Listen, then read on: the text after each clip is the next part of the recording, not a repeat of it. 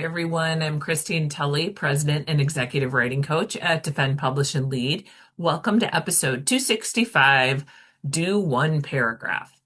Many of us are starting to get overwhelmed with our academic projects, and one of the things that I will suggest when academic writers need to slow down or they don't have enough time to really do anything, or they were supposed to have an hour of writing time, but now they only have 10 minutes. What is something that you can do that will make a real difference? And so, one thing I will say is do one paragraph. And sometimes this can mean creating a new paragraph from scratch. Sometimes it can mean revising one paragraph to make it better. And so, one of the things that we're going to talk about today are a couple of things that you can do in a paragraph, even if you don't have a lot of time. So, if you need to start from scratch or revise one of the things that you could do is to propose a new framework.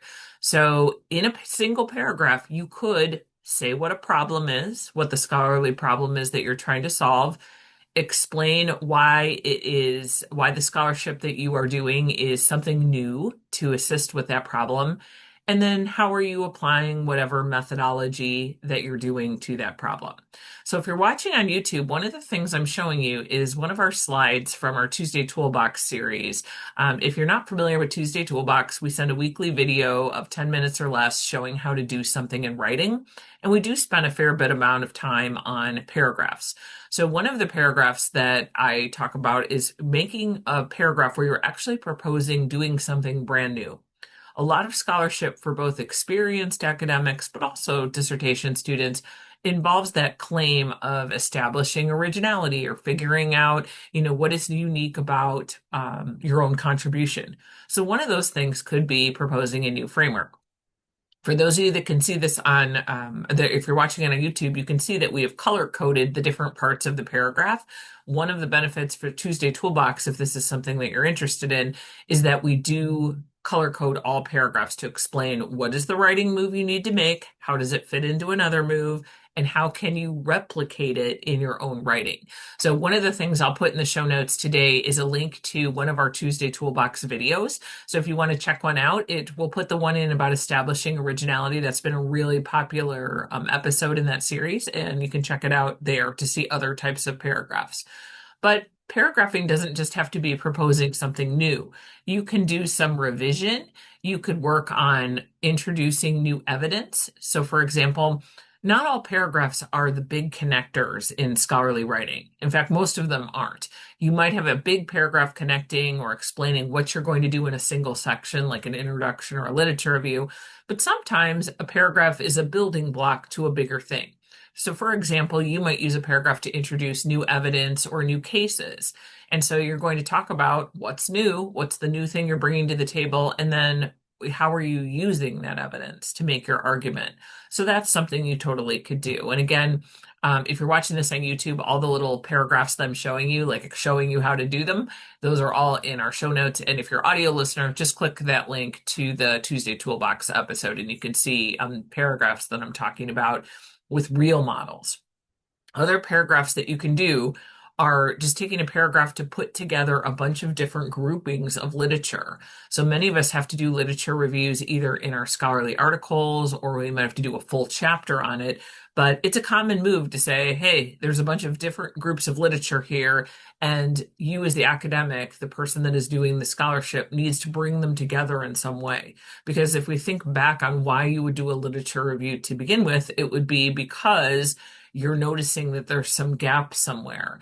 And so a lot of times you have to bring together sources from different areas to make that case. Many of us work in interdisciplinary fields, so that could be another area. So that's another move that you could make, and that's another paragraph that you could create. Other ones that might work would be a paragraph where you're challenging or just revising some thinking on an established view. And why I'm saying that is that the paragraph, in a lot of ways, to me, is one of the best places you can work on your academic writing in a non-threatening, smaller kind of a way. So if you have to create one of these paragraphs from scratch, usually a paragraph has a singular goal. So if the goal is just to make a paragraph that challenges some of the established views, that does two things for you as a writer. Usually you won't spend a whole day writing a paragraph. I mean, some people will take 2 hours to craft a perfect paragraph for like an abstract or a conference proposal. I totally understand that. But actually in, kind of day-to-day writing, day in, day out writing session, most people will spend time on paragraphs, but they can be accomplished in smaller chunks of time. So for example, if you have to do a paragraph that challenges some established views, that gives you something to go on. And one of the things we try to do at Defend Publish and Lead is to avoid the situation where you're just sitting there and you don't know what it is you're supposed to be doing. If I said, write one paragraph that challenges or revises an established view that goes with your scholarship, most scholars would at least have some kind of a starting point. They usually know what it is that their scholarship is reacting against. And then maybe one of the tasks that's a follow-up is to go find scholarly sources that back that up, or to maybe look at other scholars who have challenged those views. But the unit of the paragraph, most paragraphs are not as long as a single page of double-spaced type. So most paragraphs are not 250 words. Paragraphs could be as long as 100 words, and they're usually not just 10 unless you have a, kind of an emphasis paragraph of just like 2 sentences or a sentence or something like that. But it also gives you a smaller, very focused kind of scope to look at. So one of the things that you can look on also when you're working with paragraphs, if you have to revise the paragraph, is you could look at a paragraph in isolation and decide what is it that this paragraph is supposed to be doing. So one of the things that we've talked about in previous episodes is just identifying what is the topic sense? What's the main thing that's happening in this paragraph right now? And if you can't figure it out, sometimes the fix is just to make one sentence in that paragraph that makes it clear what it is that you're doing.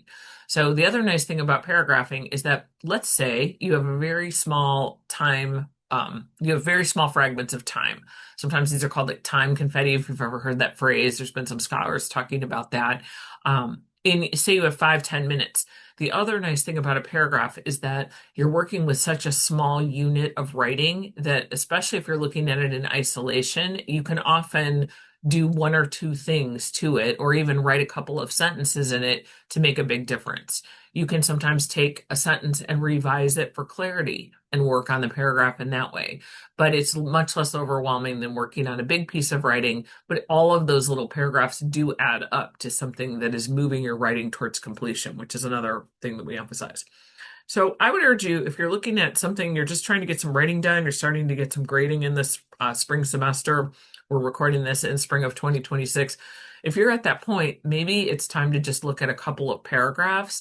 I like to start with ones that sort of center a section. So I do like to start with those ones that sort of map out whatever is happening. So in an introduction, that'll be the one where it makes the main claim. In a literature review, that could be one at the beginning that explains the different bodies of literature that are being tied together, or it could be one at the end that kind of points to, all right, what happens next? We know all this stuff from the literature review. How do I make that transition into my methodology? So you could start with one of those.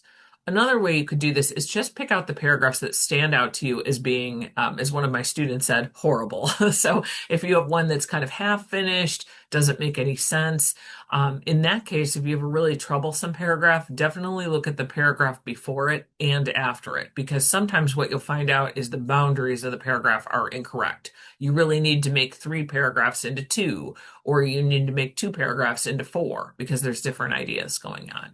So all of those are kind of short strategies, I think, to be helpful.